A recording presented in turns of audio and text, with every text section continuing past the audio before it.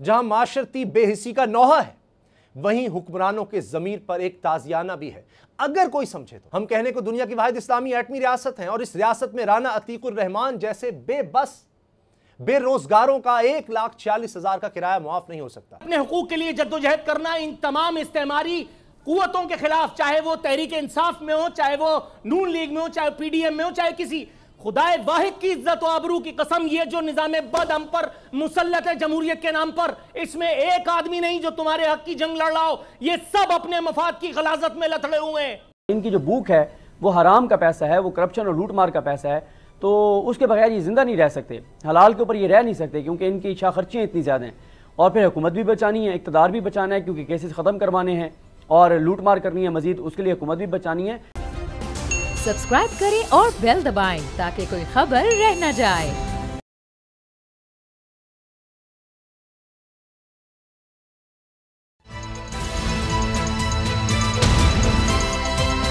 अब पता चला। बिस्मिल्लाहिर्रहमानिर्रहीम, अस्सलाम वालेकुम।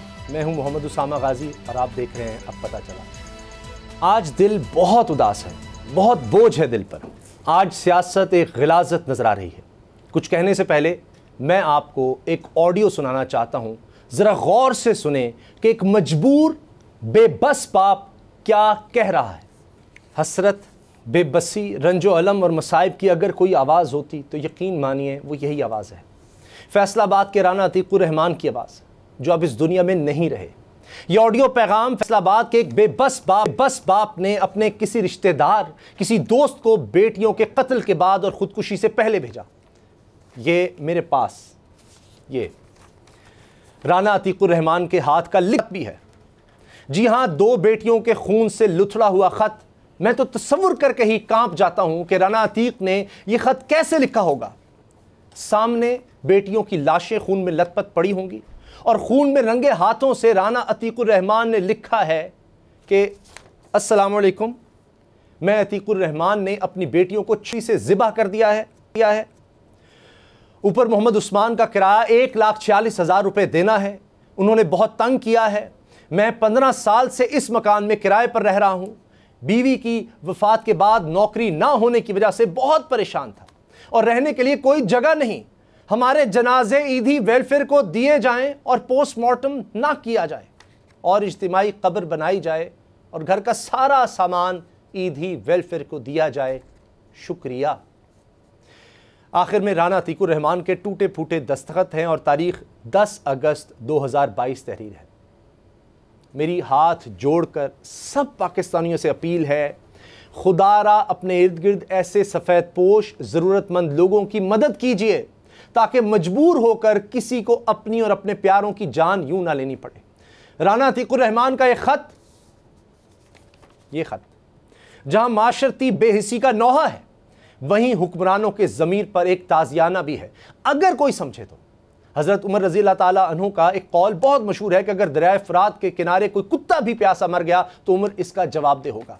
लेकिन सितम यह है कि हमारे हुक्मरानों को आवाम के मसाइल से कोई सरोकार ही नहीं, इनके मसाइल ही और हैं। हम कहने को दुनिया की वाहिद इस्लामी एटमी रियासत हैं और इस रियासत में राना अतीकुर रहमान जैसे बेबस बेरोजगारों का 1,40,000 का किराया मुआफ नहीं हो सकता। लेकिन हुक्मरानों के 1100,000 अरब के केसेस की मुआफ़ी के लिए रातों रात कानून साजी हो सकती है, लेकिन आखिर जवाब तो देना पड़ेगा। यहाँ नहीं तो उस जहाँ में। इसमें कोई दो राय नहीं कि फैसलाबाद में गुर्बत की भेंट चढ़ने वाले इस ख़ानदान का खून हुक्मरानों के सर है। इसकी ज़िम्मेदार नून लीग भी है, इस हुकूमत में शामिल सारी सियासी जमातें भी, आसिफ जरदारी भी, मौलाना फजलुर रहमान भी, MQM भी, ANP भी, सब जमातें। यहाँ न सही अल्लाह के हुजूर इसकी जवाबदेही तो होगी, चाहे पंजाब हुकूमत हो कि गरीब खाने से तंग थे और हुकूमत मुश्किल फैसलों के नाम पर इनकी ज़िंदगी मजीद जीरन करती चली जा रही थी। आज की खबर है कि हुकूमत ने कराची वालों के लिए बिजली 11 रुपए 10 पैसे फी यूनिट मजीद महंगी कर दी है। अवाम के लिए महंगाई के तोहफे हैं क्योंकि जहर खाने के पैसे नहीं, मगर इत्तेहादियों में वजारतें माले मुफ्त दिले बेरहम की तरह बांटी जा रही हैं। विफाकी काबीना की तादाद 62 हो गई, वजीर ज्यादा और वजारतें कम पड़ गई। एक वजीर हुकूमत वक्त को लाखों करोड़ों में पड़ता है, लेकिन इत्तेहादियों की यह हुकूमत यहां अपना हाथ रोकने को तैयार नहीं। क्या यह जुल्म नहीं? तजर्बाकारों की तजर्बाकारी का यह सिलसिला आखिर कब रुकेगा?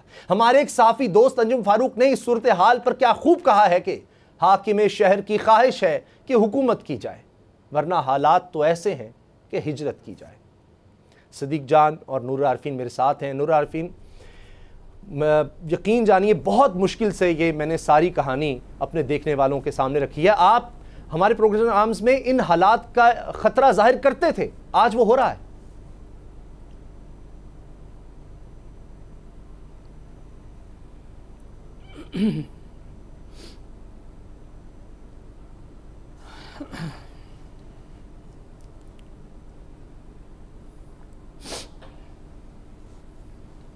जी आरिफीन, मुझे अंदाज़ा है मेरे लिए भी बहुत मुश्किल था ये सब बात करना, और सुबह जब ये हमारी टीम ने मुझ तक ये ख़बर पहुंचाई और इस साथ ख़ास तौर पर ऑडियो, बहुत कम ऐसे दिन हैं कि हमारे लिए बड़ा मुश्किल हो जाए बात करना, क्योंकि ये सिर्फ एक ख़बर नहीं है, ये पूरी एक दास्तान है, एक कहानी है कई ख़ानदानों की।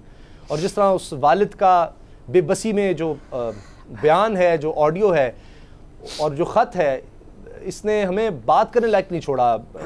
ये खुद भी शर्मिंदगी महसूस हो रही है, कहीं ना कहीं ऐसे लग रहा है कि हम भी इसमें कहीं कसूरवार हैं।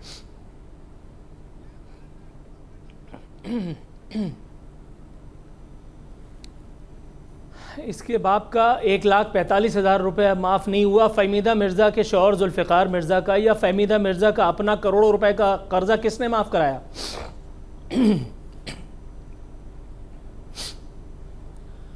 अपनी 2 बच्चियों के गले को काटने की ये जो हरकत इस बाप ने कर डाली, आपने उसकी आवाज़ में, उसके लहजे में पाए जाने वाला इर्ताश सुना?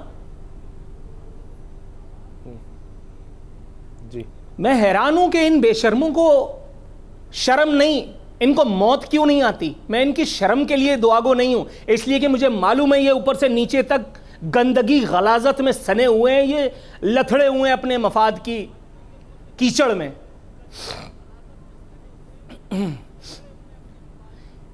इससे पहले इमरान खान के दौर में एक बाप ने अपने बच्चों को दरिया में फेंका। उससे पहले नवाज शरीफ के दौर में कितनी इस तरह की अमवात हुई, माओं ने अपने जिगर गोशों को जहर पीस पीस करके दिया। कोई रियासत मदीना के नाम पर, कोई मुल्क को सिंगापुर पेरिस बनाने के नाम पर, कोई लंदन से बैठ करके, कोई पिशावर के रास्ते से दुबई भाग करके और यहां हकीकी आज़ादी की जद्दोजहद करने के लिए। और यहां हालत यह है कि हम सब एक साथ बैठ करके इस ट्रांसमिशन में अगर हम मजे लेंगे तो यह कि यार एक एंकर रो पड़ा।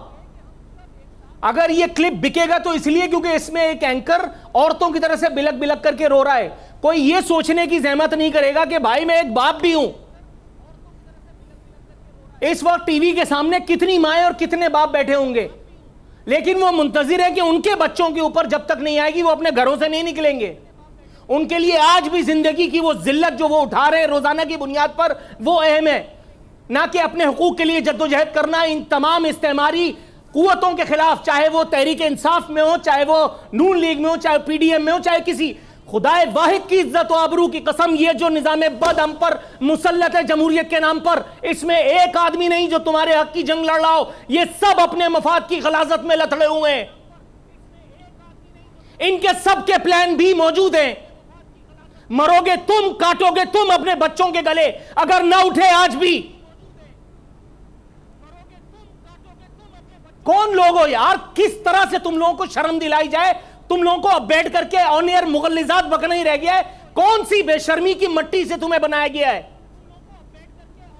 एक ठेला उल्टा था यमन में, एक ठेला, पूरे मुल्क में आग लग गई, अरब स्प्रिंग फैल गया, लेकिन शायद वो मुहज्जब लोग थे। ये एटमी दुनिया की छठी वाहिद कार्टून टाइप रियासत, इसमें चीफ जस्टिस भी है, इसमें चीफ ऑफ फलाना भी है, इसमें फलाना भी है, इसमें वजीर आजम भी है, इसमें वजीर आला भी है, इसमें सब है। नहीं है तो एक इंसाफ नहीं है। जो तेरे साथ है वो चोर है, जो मेरे साथ है वो हाजी है। मैं चीखूंगा, गला छीन लूंगा, यहां से चुपचाप बाहर चला जाऊंगा। उसके बाद बहुत ज्यादा हुआ तो किसी इदारे के किसी फन्ने खान ने नोटिस ले लेना है। हाल ये कि यहां पे एक इदारा कहता है कि ये गद्दार है, उस पे हाथ डाल दो, उसके बाद एक इदारा कहता है कि खबरदार ये गद्दार नहीं है, इसको आज के आज छोड़ो। मजाक है या मुल्क है? या तो वो एटम बम यहीं चलाओ ताकि ये 24 करोड़ कार्टून फना फिन्नार हो जाए अभी के अभी। ये रोज रोज क्या मार रहे हो यार?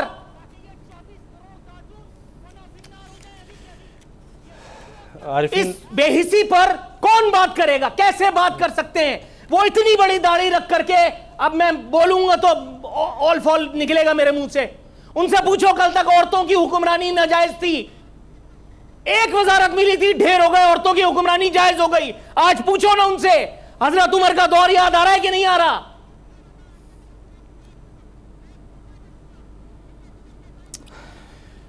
नूर आलफीन, ज़ाहिर है जो आपके जज्बात हैं और आप एक हसास इंसान हैं, और कोई भी आप जैसा ये मेरे सामने एडिटोरियल पड़ा है उसामा आरफीन नामा के लिए, ये मेरे सामने एडिटोरियल पड़ा है, डॉन अखबार का एडिटोरियल है। आज मुराद अली शाह वजीर आला सिंध के गांव में यह खबर छपी, एडिटोरियल मौजूद है। 17 बच्चों ने पता है किस लिए दम तोड़ा? मुराद अली शाह ऑफ बिलावल ऑफ पीपल्स पार्टी, एक वजारत मिली है वजीर खारजा, ढेर हो गई पीपल्स पार्टी, ढेर हो गई पीपल्स पार्टी एक वजारत पे। 17 बच्चों ने ओआरएस सिंपल ओआरएस न मिलने की वजह से दम तोड़ दिया। जाओ एटमी रियासत मजे करो। ओआरएस कोई बहुत बड़ी चीज है? ओ यार ये एटम बम, ये टैंक, ये फलाने ढिगाने बेचो, ओआरएस तो खरीद लो। दादू मुराद अली शाह का अपना गांव, मेरा शहर कराची नहीं जो मुराद अली शाह, शहबाज शरीफ, इमरान खानों, नवाज शरीफों को पालता है, मेरा शहर नहीं, तुम्हारा अपना साई मुंजा, उसको तो देख लो। ओआरएस। मैं बस अल्फाज नहीं है सिद्दीक जान, यकीन करें बहुत मुश्किल है, क्या सवाल करें। अब जिस तरह नोटिस की बात की, लेकिन सिद्दीक जान कौन नोटिस लेगा, किसके खिलाफ लेगा? इस बाप की जो वो आवाज़ है वो तो कोई सारी ज़िंदगी नहीं भुला सकता, जो उसकी बेबसी उस आवाज़ में नज़र आ रही है। पहले हमने देखा कराची की एक माँ थी, उसने जिस तरह पैगाम दिया कि मैं कहाँ से ये अभी, मतलब इसमें दालें, इसमें आटा नहीं है, बच्चे बीमार, उनके लिए क्या, तो वो सब ने देखा लेकिन कुछ नहीं हुआ। तो उसके बाद फिर ये खबर तो खुदा न खास्ता आनी थी। देखें उसामा भाई, अगर कोई ये समझता है कि इस वाक़े के बाद हमारे सियासतदान बैठ के और आवाम का सोचेंगे, एक एक कदम पीछे हटेंगे, अपनी ज़ाती ज़िद अना को छोड़ देंगे, तो ये मुमकिन नहीं है और बड़ा तकलीफ़ दे है। और आपने जैसे अपने इंट्रो में कहा, शायद हम सब इसके ज़िम्मेदार हैं, क्योंकि आप छोड़ दें हुक्मरानों को, सियासतदानों को, एज ए इंसान भी तो हमारी कोई ज़िम्मेदारी है, एज ए मुसलमान भी तो हमारी कोई ज़िम्मेदारी है, एज ए पाकिस्तानी भी तो हमारी कोई ज़िम्मेदारी है। आप हम सबको अपने गिरबान में झांकना चाहिए। हम कितने अपने पड़ोस में देखते हैं, अपने अजीज़ व अकारिब में देखते हैं, अपने दोस्तों में देखते हैं, हम वसाइल रखते हुए भी कितने लोगों को की मदद करते हैं, और हम कितने अपने वो अखराजात जो ज़रूरी नहीं है, जो हम फजूल खर्चे करते हैं, उनको रोक कर हम किसी की हेल्प कर सकते हैं और करते हैं या नहीं करते। ये हमें अपने गिरबान में झांकना चाहिए। और मैं वो बात करूँगा जो कि शायद हम अगर थोड़ा सा एहसास करें तो हम कर सकते हैं। वो जो है ना कि शिकवा जुल्मत शब से तो कहीं बेहतर है, अपने हिस्से की कोई शमा जलाते जाएँ। तो बजाय इसके कि हम हुकूमतों की तरफ देखें, हुक्मरानों और सियासतदानों की तरफ देखें, हम सबको एक अज़म करना होगा कि अगर मैं इस्तात रखता हूँ, अगर हम इस्तात रखते हैं, हम किसी एक ख़ानदान को गुर्बत से निकालने के लिए इक़दाम करें। हम उनमें से किसी बच्चे को पढ़ा दें, किसी की नौकरी नहीं है उसे को हुनर सिखा दें। अगर कोई मेरे पास, आपके पास, किसी के पास वसाइल हैं और हम किसी को कुछ छोटा मोटा कारोबार शुरू करके दे सकते हैं, वो करके दे दें। कितना खर्चा आता है मुझे बताएं। अगर कोई बेरोज़गार है और उसको सिर्फ रेडी लगा के देनी हो फ्रूट को, 30-40 हज़ार रुपये में ही हो सकता है। तो मेरा ख्याल है आज हमें इस बात का अज़म करना चाहिए। ज़ाहिर है जो ये साने हुआ, ये जो वाक़या हुआ, वापस नहीं आ सकते वो, लेकिन हम किसी को तो बचा सकते हैं। और एक इंसान की जान बचाना पूरी इंसानियत को बचाने के मुतरादिफ है। ये हमारा दीन कहता है, ये हमारा रब कहता है, ये हमारा इस्लाम कहता है। तो मेरा ख्याल है आज हमें इस बात का अज़म करना चाहिए। हम सबको जो सुन रहे हैं, हमें अपने आप से एक वादा करना चाहिए, अल्लाह ताला से माफ़ी मांगनी चाहिए कि ये जो वाक़यात हो रहे हैं, ये हम सब इसके मुजरिम हैं।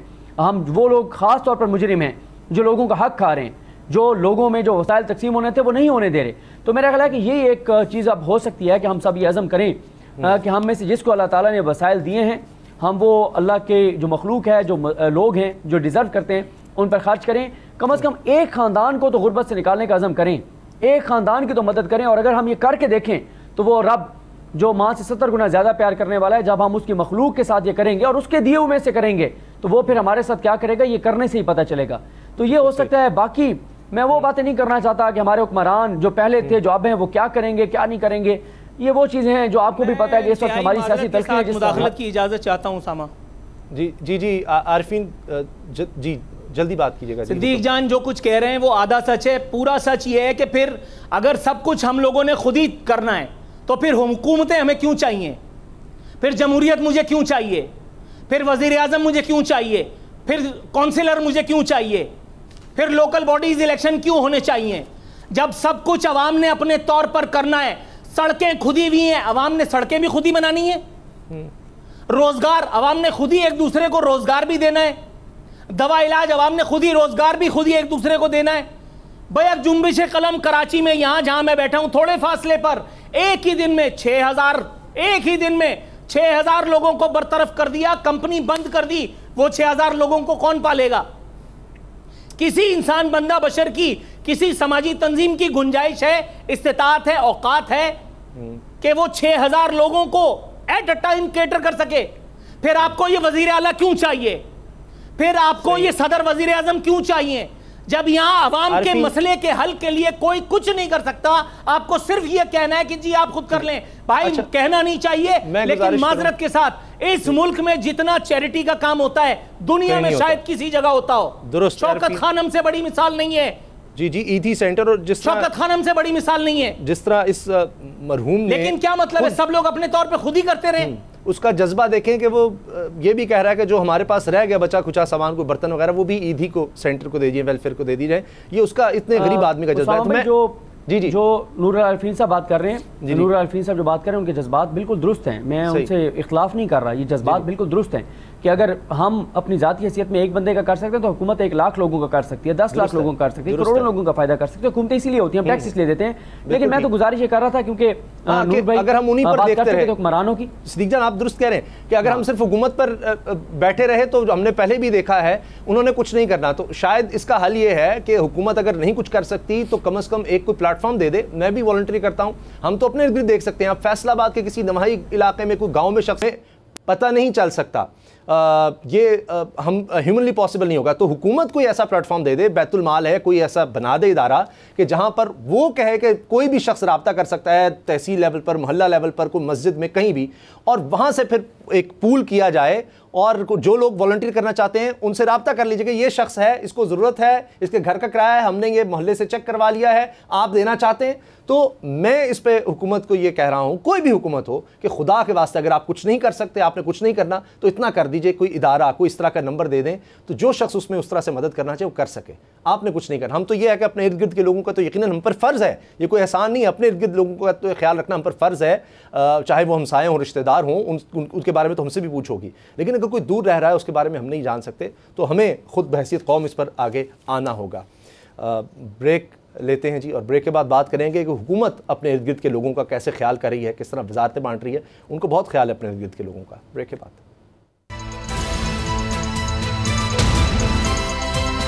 अब पता चला। सुनिए हुकूमत की तरजीहात। मुआशी मसाइल अपनी जगह होंगे, लेकिन मैं देख रहा था कि चाहे मुसद्दिक मलिक साहब भी हों, उनकी वजारत कुछ भी हो, आकर उन्हें बात यही करनी है शहबाज गिल पर, इमरान खान के ख़िलाफ़, तहरीक इंसाफ के ख़िलाफ़, यानी अपनी वजारत के बारे में कोई नहीं। और वजारतें इस तरह से बांटी जा रही हैं कि कमाल है। 62 तादाद हो चुकी है काबीना की इस वक्त। शहबाज साहब के पास जो काबीना है बतौर वज़ीर आज़म 62 तादाद हो गई है। 34 इस वक्त वफाकी वज़ीर हैं। वजारतों की तादाद 33 है, लिहाजा जवेद लतीफ़ कई माह से बग़ैर किसी कलमदान के वज़ीर हैं। चौधरी सालिक हुसैन को वजारत डिवीज़न नहीं बल्कि सरमायाकारी बोर्ड का कलमदान है। वजारत तवानाई के 2 डिवीज़न बना दिए गए हैं। पावर डिवीज़न कलमदान खुर्रम दस्तगीर, पेट्रोलियम डिवीज़न का वफाकी वज़ीर कोई नहीं बल्कि मुसद्दिक मलिक साहब वज़ीर मुमलिकत का कलमदान उनके पास है। अच्छा, इसी तरह जनाब 13 मुआवने ख़ुसूसी हैं जिनके पास कोई कलमदान ही नहीं है। 13 ऐसे मुआवने ख़ुसूसी हैं और 3 के पास सिर्फ कलमदान है। वज़रा मुमलिकत 7 और मुशीरों की तादाद 4 है। सिद्दीक जान, ये कहाँ जाकर ये ट्रेन रुकेगी क्योंकि अभी नवाज शरीफ साहब की भी ख्वाहिशात हैं कि वो भी महफूज रास्ता चाह रहे हैं कि केसेस ख़त्म करें। तो मैं वापस आता हूँ, मरीम नवाज साहिबा की भी खबर है कि उनको भी कोई अहम ओहदा जनाब नून लीग में नायब सदारत के अलावा दिया जा रहा है। ये हुकूमत किस तरफ सोच रही है? क्या काबीना कहाँ जाकर रुकेगी? इतनी पाकिस्तान के पास तो हुकूमत के पास जहर खाने के पैसे नहीं थे। देखिए मसला यह है कि अगर इनमें से कोई हराम का पैसा उसको ना मिला, करप्शन और लूटमार का पैसा ना मिला और उसने खुदकुशी कर ली, तो फिर आप प्रोग्राम करेंगे और हुकूमत पे तनकीद करेंगे। देखें वो तो ये काम कर रहे हैं कि कोई इनमें से जो है वो भूखा ना मर जाए, और इनकी जो भूख है वो हराम का पैसा है, वो करप्शन और लूटमार का पैसा है, तो उसके बगैर ये ज़िंदा नहीं रह सकते। हलाल के ऊपर ये रह नहीं सकते क्योंकि इनकी इच्छा खर्चियाँ इतनी ज़्यादा हैं, और फिर हुकूमत भी बचानी है, इक़्तिदार भी बचाना है क्योंकि केसेस ख़त्म करवाने हैं और लूट मार करनी है मज़ीद, उसके लिए हुकूमत भी बचानी है। तो उसके लिए जो भी बोलेगा, जो भी आवाज़ उठाएगा, उसको वजारत दे दी जाएगी। कलमदान दें या ना दें, उसको गाड़ी दे दी जाएगी, प्रोटोकॉल दे दिया जाएगा, पुलिस दे दी जाएगी, दफ्तर दे दिया जाएगा। अवामी टैक्स के पैसे से खाने, असराने, ज़ोराने, नाश्ते, खाने, खाबे, हर चीज़ होगी। पेट्रोल और डीजल के परमिट और कोटे और ये चीज़ें भी दे दी जाएंगी क्योंकि हुकूमत बचानी है, इक़्तिदार बचाना है, और इनको जिसके मुँह को खून लगा हुआ है हराम का, वो भी उसको देना है ताकि वो खुदकुशी ना कर ले बेचारा। तो इसलिए ये सारा कुछ हो रहा है और ये बहुत अफसोसनाक है, शर्मनाक है। एक तरफ लोग देखें, पाकिस्तान के लोग वो भूख से खुदकुशियाँ कर रहे हैं, दूसरी तरफ ये वजारतें ऐसे बांट रहे हैं जैसे किसी के बाप का पैसा हो, जैसे जो है इनकी ज़ाती जागीर हो, जैसे इनका ज़ाती को मिल और फैक्ट्री हो। मुल्क को इस तरह से चला रहे हैं और साथ पर्चियाँ आती हैं, बहुत सारे लोग हैं, स्टेक होल्डर हैं इस हुकूमत के पीछे, 16 जमातें हैं, इनको लाने वाले हैं। तो जहाँ से कोई पर्ची या चिट आती है, कार्ड के ऊपर लिखा हुआ होता है कि मोहतरम शहबाज शरीफ साहब बंदे को ओबलाइज करें। शहबाज शरीफ साहब कहते हैं हुक्म हो गया, कार्ड साइड पे रखते हैं और नोटिफिकेशन निकलवा देते हैं। ये चल रहा है, ये 22 करोड़ का मुल्क है, ये न्यूक्लियर पावर है, इस तरह से ये मुल्क चलाया जा रहा है।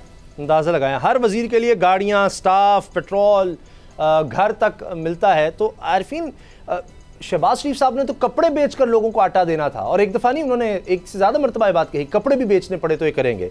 रात को उनको नींद नहीं आती। मरीम औरंगज़ेब साहब ने कहा था कि जब बिजली की कीमत बढ़ती है तो 11 रुपए तो बेच दिए ना उन्होंने। अच्छा, कपड़े बेच दिए ना उन्होंने शहबाज शरीफ ने हस्बे वादा। अब आवाम के पास अपने तन के कपड़ों के अलावा घर पे कपड़े हैं, उन्होंने अपना वादा तो पूरा किया। आपको तो इस पर खुश होना चाहिए। एक तो वो अपना वादा निभाएं, ऊपर से आपसे तंज सुने, ये तो मुनासिब बात कोई नहीं है। दूसरी बात, ये बात बिल्कुल ठीक है कि ये हराम के पैसे की लूट सेल लगी है। ये इससे पहले ये जलवे हमने पहले भी और बहुत देखे हैं। आपके ख्याल में इससे पहले जो हुकूमत थी, उससे पहले जो हुकूमत थी, या इसके बाद जो हुकूमत आएगी वो इन सब चीज़ों से मुबर्रा मावरा होगी? No sir, absolutely not. मैं अब 3 नाम लेने के लिए जा रहा हूँ, किसी को बुरा लगता है तो 2 दफ़ा लगे। आपके ख्याल में अमीर मुकाम, मैं किसी क्वालिफिकेशन की बात नहीं कर रहा, सिर्फ अपने जहन में अमीर मुकाम का चेहरा अनवर लेकर के आइए। आपके ख्याल में ये आदमी वजीर हो सकता है? बात ख़त्म। मैं उसकी किसी तालीमी सनद की बात नहीं कर रहा। आपके ख्याल में अपने जहन में अली अमीन गंडापुर को लेके आइए, उमूर कश्मीर का वजीर। आपके ख्याल में ये आदमी संतरी बनने के लायक था? मंत्री था हुजूर। इससे आगे भी जो आएंगे वो भी इसी तरह से, क्योंकि ये सियासत जो है वो अगराज की धुंध में लिपटी हुई एक जंग का नाम है। सिर्फ आई वॉश है, सिर्फ आई वॉश है। अवाम को चेहरे बदल बदल के, नारे बदल बदल करके लूटने की एक मुहिम है, जिसमें सब, जब मैं सब कह रहा हूं तो फिर सब ही सुना जाए और सब ही समझा जाए, जिसमें सब के सब उसी तरह से शामिल हैं जिस तरह से आप समझ रहे हैं। आपके ख्याल में कल तक नवाज शरीफ के रुखसार को बोसा दे करके और उसको अमीरुल मोमिनीन बताने वाला, यूट्यूब पे डालिए शेख रशीद का नाम, अगर वीडियो ना आए तो मैं रिजाइन करता हूं। चलिए ऑन एयर शर्त लगाते हैं, अमीरुल मोमिनीन शेख रशीद को कहने वाला, उसको नवाज शरीफ को कहने वाला, और आज वो इमरान खान के चरणों में बैठा है। जनाबे मन, बिला वजह है ऐसा? शेख रशीद के बयानात सुनिए, बयानात पढ़िए, आपको लगेगा कि ये आदमी चाहता है कि कल नहीं आज अच्छा। इस वक्त ये मुल्क खुदा न खास्ता धड़म तख्ता हो जाए। इमरान खान के मुंह से तो मैंने नहीं सुना। एक दफा अच्छा। उन्होंने बीच में कहा था, लेकिन उसके बाद उन्होंने इस पर जो यू टर्न लिया वो मुनासिब था। शेख रशीद हर दूसरे दिन कह रहा है कि बर्बादी हो जाएगी, 14 अगस्त यौम तबाही बन जाएगा। ये बयान देने वाले अच्छा। यौम तबाही, वहां कश्मीर में वो बैठा हुआ दरिंदा गुजरात का साबिक कस्साब मोदी, अगर वो कह रहा है कि 14 अगस्त को वो ऑब्जर्वेंस के तौर पे मनाएंगे एक पार्टीशन की, तो वो तो उसका तो समझ में आता है, उसका तो दिल जला हुआ है। शेख रशीद के साथ कौन सा मसला है? हमारे लीडर्स को सोच कर बयान देने चाहिए। दुरुस्त दुरुस्त। अच्छा, अब सदीक जान, वक्त बहुत कम है, ब्रेक का वक्त हो जाएगा। मुझे बताएं कि आपको लगता है कि अब हुकूमत वाकई उसको फुर्सत मिल गई है तहरीक इंसाफ को तहलील करवाने की कोशिशों, इमरान खान को नाअहल कराने की कोशिशों, शहबाज गिल के मामले से? क्या अब आखिरकार कुछ बयान तो आए हैं, वज़ीर दिफा साहब को होश आई और वो कह रहे हैं जी ये खैबर पख्तूनख्वा का ही मसला नहीं है जो तालिबान दोबारा सर उठा रहे हैं, ये पूरे मुल्क के लिए है, कोशिश कर रहे हैं, बातचीत चल रही है, लेकिन ख़तरा बढ़ रहा है। तो आपको लग रहा है हुकूमत सीरियस है दहशतगर्दी जो दोबारा सर उठा रही है इसकी सरकोबी के लिए? देखिए, हुकूमत इस वक्त ना उनको दहशतगर्दी की फ़िक्र है, ना आवाम की फ़िक्र है, ना अवामी मसाइल की फ़िक्र है, ना मईशत की फ़िक्र है। उनको सिर्फ और सिर्फ फ़िक्र है तो अपने केसेस की है, उनको फ़िक्र है तो अपने इक़्तिदार की है, उनको फ़िक्र है तो अपनी लूट मार की है। बाकी तो आप देख रहे हैं कि जब हमजा शहबाज का मामला था तो शहबाज शरीफ साहब कितने दिन आकर लाहौर में बैठे रहे और इस्लामाबाद जाने की उनको उस वक्त तक फुर्सत नहीं मिली जब तक उनको यकीन नहीं हो गया कि अब मेरे बेटे के इक़्तिदार में वापसी के कोई चांसेस नहीं हैं। एक तो ये बात होगी। दूसरा, मैं ये ज़रूर कहना चाहूँगा कि नूरुल आरिफीन साहब ने अमीर मकाम साहब और अली अमीन गंडापुर साहब का जिक्र किया। देखें, अली अमीन गंडापुर मौलाना फजलुर रहमान जैसे ताकतवर शख्सियत को हरा कर आए थे, अवाम ने उनको वोट दिया है। अब वो दिखने में कैसे लगते हैं, वो क्या करते हैं, वो क्या पहनते हैं, ये उनका ज़ाती मसला है। और जहाँ तक अमीर मकाम साहब का मसला है तो वो अवाम ने उनको रिजेक्ट कर दिया। अगर वो अवाम उनको मुंतखब कर देती तो वजारत पर कोई मसला नहीं था, लेकिन जिन लोगों को अवाम ने रिजेक्ट कर दिया उनको जिस तरह से नवाजा जा रहा है उस पर तो तनकीद होनी चाहिए। लेकिन अली अमीन गंडापुर ज़ाहिर है इतने बड़े वोट लेकर आए थे, अवाम ने उनको भेजा है, तो अवाम फैसला करने वाली है वो किसको भेजते हैं। तो वो अवाम के वोट से आए थे, तो उनका हक था वजारत जिसको, हाँ जी, जो कब आ जाए असम्बली का हिस्सा बन जाए, पार्लियामेंट का हिस्सा बन जाए, और फिर वज़ीर-ए-आज़म पर है उसको अपनी काबीना में शामिल करे ना करे, उसकी सवाब दीजिए। अच्छा, आखिरी मिनट है मेरे पास ब्रेक से पहले। आरिफीन, अमन मुज़ाकरात की कामयाबी टीटीपी के बर्ताव पर मुनहसर है। पाकिस्तान के सफ़ीर का बयान है। असद कैसर साहब कह रहे हैं हमारे रहनुमाओं को भत्ते की कॉल्स आ रही हैं। आप कहते हैं लोग नहीं निकलते उतने। आप देखिए, लोग निकले हैं, लाखों की तादाद में निकले हैं कि ये दहशतगर्द दोबारा सर उठा रहे हैं। तो लोगों ने तो झंझोड़ के रख दिया है हुकूमतों को। तो आपको लगता है अब ये हुकूमत भी इस तरफ तवज्जो देगी दहशतगर्दी के खात्मे के लिए? लोग तो निकले हैं, उनके पास तो बंदूकें नहीं हो, तो खुद कह रहे हैं कि फिर हम खुद बंदूकें उठा लें, इन दहशतगर्दों के खिलाफ क्या करें? मैंने जिन मानों में अवाम को बाहर निकलने के लिए कहा था वो कुछ और था, आप जो बता रहे हैं वो कुछ और है। वो किसी मुल्क के किसी और हिस्से की बात है, मैंने किसी और हवाले से कहा था। लेकिन इस हवाले से अगर आप बात करना चाह रहे हैं तो इस हवाले से मुझे किसी किस्म की कोई खुशफहमी नहीं, जी नहीं, ऐसा बिल्कुल भी नहीं होगा। हुकूमत, रियासत या रियासती इदारे किसी हवाले से बिल्कुल संजीदा नहीं है। अमन मुज़ाकरात आप जितने कर रहे हैं करते रहें। अमन महज उस वक्त कायम होगा जिस वक्त तालिबान का मूड होगा। जब तालिबान का मूड होगा तब अमन कायम होगा। आप उनके साथ ज़ोर ज़बरदस्ती नहीं कर सकते। आप होंगे एटमी पावर जी, आप होंगे, आपके पास होंगे F-16, आपके पास होंगे टैंक, तोप, तलवारें, आप तालिबान के साथ कुछ नहीं कर सकते। हमें बताया गया था कि दहशतगर्दों की कमर तोड़ दी है जी, और हमने यकीन किया। ये फिर अचानक इनको कौन सा आर्थोपेडिक सर्जन मिल गया भाई, ये कहाँ से आ रहे थे? इसका मतलब है ये छुट्टी पे थे। तो जब इनकी छुट्टियां खत्म हो गई और वो दोबारा, आप देख नहीं रहे, अखबारात में पढ़ नहीं रहे, वीडियोस नहीं आ रही, सोशल मीडिया भरा पड़ा है, अखबारात तो चलो इस वक्त मामलात का शिकार हैं। हर दूसरे दिन पाक फौज का कोई ना कोई दस्ता ज़ेर अताब है। अभी कुछ शहादतें हुई थी, थोड़े दिन के बाद फिर कोई बम ब्लास्ट हुआ, फिर फौजी जीप के ऊपर हमला हुआ। मतलब हमारे जवान यानी निशाना बनते चले जा रहे हैं इन कार्रवाइयों का, और इसमें बिला तखसीस इसमें अवाम भी जद में। तो इस वक्त सबसे ज्यादा हुकूमत का फोकस शायद इस पर होना चाहिए, जो कि हमें नजर नहीं आ रहा। ब्रेक लेते हैं और ब्रेक के बाद आरिफीन नामा के कराची में असल सूरत हाल है क्या।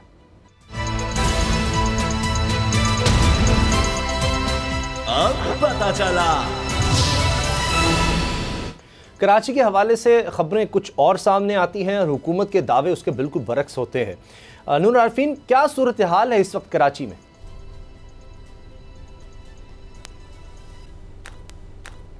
जी, कराची में सूरत हाल बिल्कुल वही है जो होनी चाहिए थी। कराची में एक मरतबा फिर महज 1 घंटे से भी कम की बारिश के बाद वही है जो हर दफ़ा होती है। ये देखिए, लूप की सूरत में आपको जो दिख रहा है वो अलग है, और ये है कार्डियो के सामने। ये कार्डियो के सामने मर्द और जन बिला तखसीस से रंग और नस्ल और मज़हब जलील हो रहे हैं। ये देखिए, ये है नागन चौरंगी। नागन चौरंगी पे ये पानी आपको ठट के ठट लगे नज़र आ रहा है, और ये शहर का सबसे मसरूफ़ कारोबारी इलाका खारादर के करीब ये बोल्टन मार्केट का इलाका है। ये तीनों तस्वीरें आपको बता रही हैं कि शहर में सब कुछ वैसा नहीं है जैसा बताया जा रहा है। लेकिन आप फ़ौरन मुर्तज़ा वहाब को अपने जहन में लाइए। आपको ऐसी चिल फ्लाइट नजर आएगी जो कमर पे हाथ रख करके कहीं पे भी मटर गश्त करती दिखाई देगी। शर्त सिर्फ यह है कि उस जगह पानी और गलाजत नहीं होनी चाहिए। वो कमरिया पे हाथ रख करके तस्वीर खिंचवाने के लिए पहुंच जाते हैं। उनका ट्विटर अकाउंट यहां आने से पहले मैंने पूरा खंगाल दिया। शहर की जितनी चिकनी, साफ, धुली, खूबसूरत सड़कें हैं, ये आई चुंदरीगढ़ रोड से आगे जाते हुए इनको थोड़ा सा तकलीफ होती है। ये वहां से आगे जाना इनकी मजहब में मेरे ख्याल है हराम है। नागन चौरंगी फ्लाईओवर, पिछली दफा भी मैंने बताया था, नागन चौरंगी फ्लाईओवर पे रश अजदहाम, ऊपर भी ब्लॉक नीचे भी ब्लॉक, पानी इतना कि अलमान अलफीज। और उसी वक्त इन्होंने पिछली बारिश में, पिछले ये जो स्पेल अभी गया कुछ दिन पहले, इन्होंने ट्वीट किया कि नागन चौरंगी ऑल क्लियर। ये है मुर्तज़ा वहाब की परफॉर्मेंस। अब मैं आपको बताता हूं मुर्तज़ा वहाब, ये देखिए, ये मुर्तज़ा वहाब की कारकर्दगी का एक बयान सबूत है भाई। वो काला बोर्ड वाली तख्ती जिसपे मुर्तज़ा वहाब का नाम लिखा है, काला बोर्ड वाली तख्ती लूप में लगाओ जरा, काला बोर्ड वाली तख्ती जरा जल्दी से लगा दीजिए मेरे भाई लूप में। ये देखिए, ये देखिए, ये है वो सड़क जिसके बारे में मैं आपको खबर पढ़ के सुनाने जा रहा हूं। Kala Board to Saudabad Chowrangi track RCD ground to be rehabilitated. ये खबर है 28 मार्च 2022 की। अब आपको मैं दिखा रहा हूं मुर्तज़ा वहाब के अपने ट्विटर अकाउंट से जारी करदा एक खूबसूरत तस्वीर, बल्कि दो खूबसूरत तस्वीर। इसमें मुर्तज़ा वहाब ने संगे बुनियाद रखते हुए तस्वीर शेयर की है उनकी। भाई वो अगर इनकी तख्ती के ऊपर ले आकर के फोकस कर दो तो अल्लाह रसूल का वास्ता मैं आपका बड़ा मशकूर और ममनून होऊंगा। ये नाम मैं चाह रहा हूं कि इनको नजर आ जाए। मुर्तज़ा वहाब लिख रहे हैं, development work has started on the rehabilitation of dual carriageway from Kala Board to Saudabad Chowrangi and development of RCD ground as an open public space for local residents neighbourhood improvement project. ये है वो तख्ती जो रोजाना आते हुए ऑफिस मैं देखता हूं। ये देखिए, इसके बिल्कुल सामने तख्ती के थोड़ा सा साइड पे मनो कचरा, टनो कचरा, ये उस तख्ती के साथ की पोजीशन है। मुर्तज़ा वहाब को तो वो नहीं आएगी जो आनी चाहिए, लेकिन इस तख्ती को देख लेने वालों को शर्म जरूर आनी चाहिए। मुर्तज़ा वहाब की मैं बात नहीं कर रहा, आप अपना सफर जारी रखिए, क्योंकि आप तो सियासतदान है ना, आपको अगर आ गई तो आप बेरोजगार नहीं हो जाएंगे।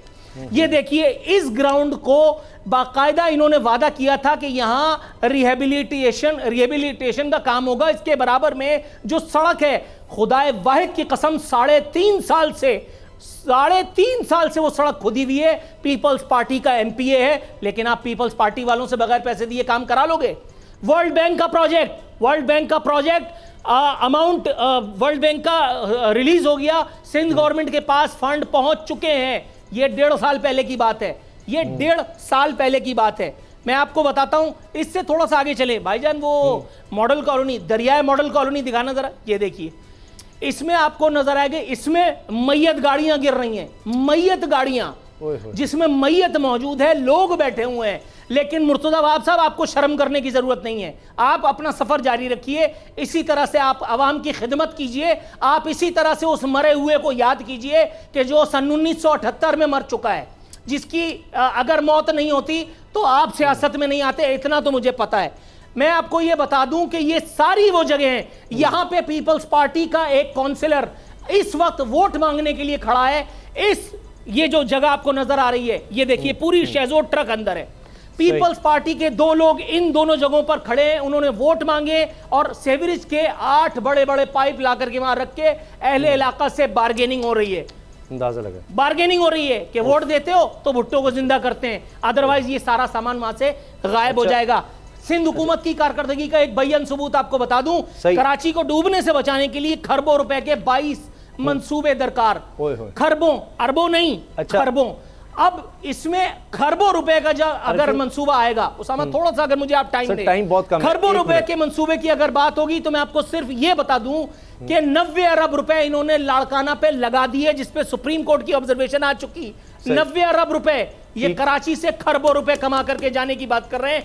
ये खबर देख लीजिए, आखिरी मुराद अली शाह सरकार पे ताजियाना। सिंध में अरबों रुपए की गंदुम इस साल भी जाया कर दी गई। सिंध की हुक्मरान तबके की करप्शन और नाअहली का मुंह बोलता सबूत है। आरफीन, जितना कुछ आप सामने लेकर आए, इस पे तो पूरा एक प्रोग्राम हमें चाहिए, लेकिन बहरहाल हम इस तरह से जो भी अवामी मसाइल होंगे वो उजागर करते रहेंगे, उनकी बात करते रहेंगे, यही हमारा काम है। प्रोग्राम देखने का शुक्रिया, इजाज़त दीजिए, अल्लाह हाफ़िज़।